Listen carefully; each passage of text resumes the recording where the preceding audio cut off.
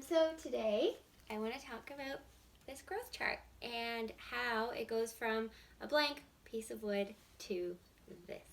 I want to explain to you the customization of a growth chart or any project. This applies to any project that I work with. We start with a conversation between you and me, and I ask you things like, what do you have in mind specific to this project? What sort of nursery theme do you have going? Is there a color palette?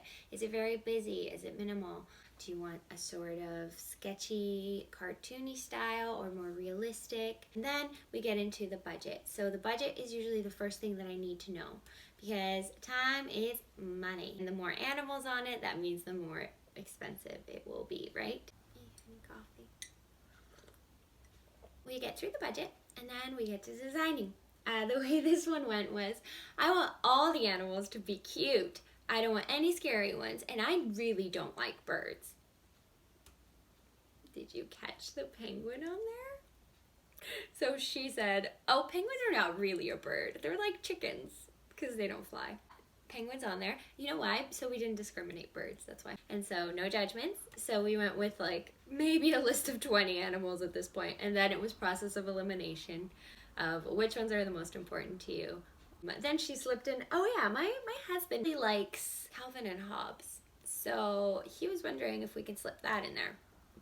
And so I'm going, ooh, realistic animals to a cartoon. How do we do this? I looked up Calvin and Hobbes because, guilty, I didn't grow up in North America. Woof.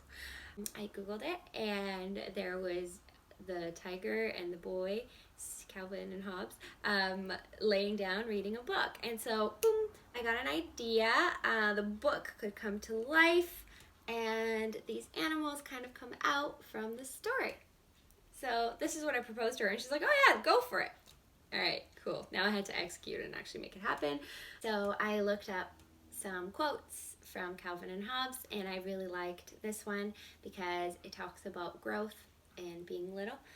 So sometimes it's the little things that take up the most room in your heart.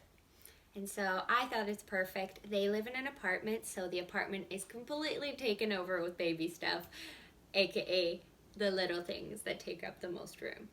I got to burning, and you can see a progress video coming up next week on Thursday. Stay tuned. And if you do want to design something like this for yourself, get at me. Make it completely unique to you and your family. Your quirks, like not liking birds, or one time we made this dinosaur little drawing because this little boy's dad really liked dinosaurs, and so he basically wanted to brainwash him into liking dinosaurs because that's what parents do. We want mini-me's, right? So you could do things like that too. Hooray! That's all.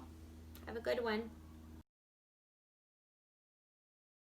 I'll share the growth chart fully soon because I finished it today. Bye.